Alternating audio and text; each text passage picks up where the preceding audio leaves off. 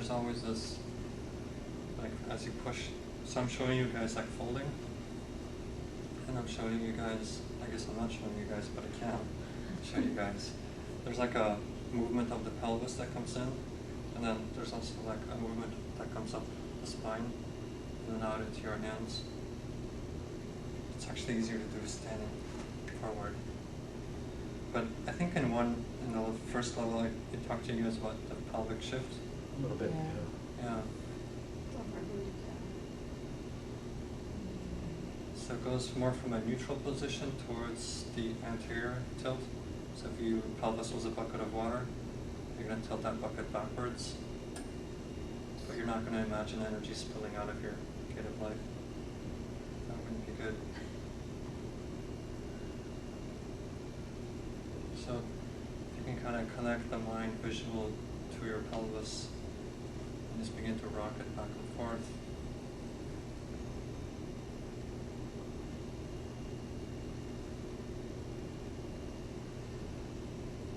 So you guys are pretty much isolating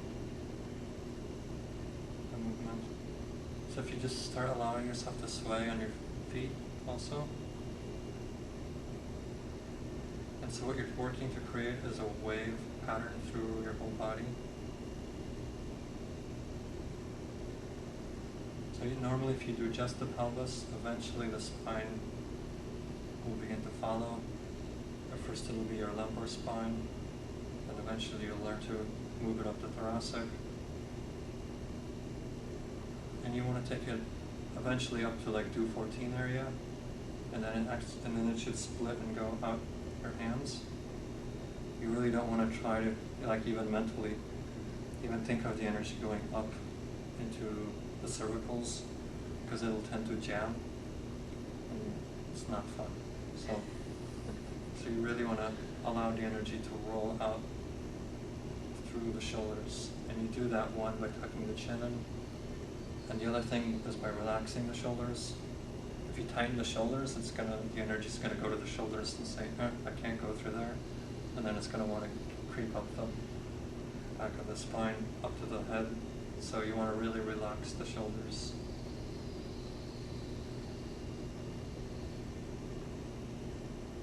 And it's fine to really exaggerate the movements in the beginning.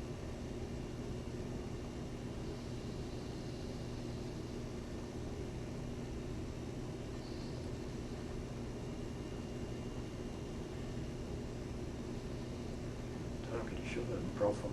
Yeah. Right.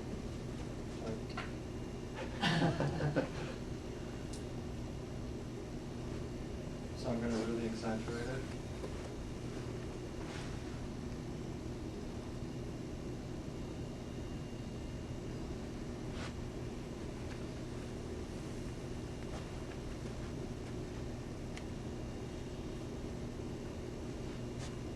So the eventual point of all that is that you can bring the energy and create like a physical pump through your body and move the energy all the way up from the tips of the toes, literally from inside the earth, and then you're grabbing with the toes and moving it through your whole body and then up and out your hands. So this is basically like the forest core and 5 alive part of your 1 through 10 in a more physical manifestation.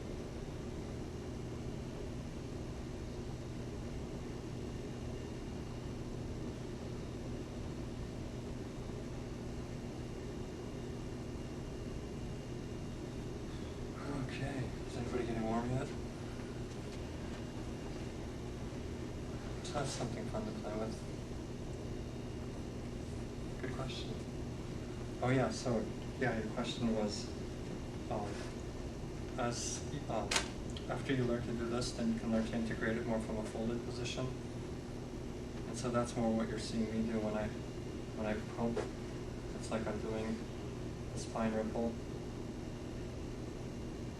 as I move through the different movements. So you feel, it's like you drop in, grab with the toes, and ripple.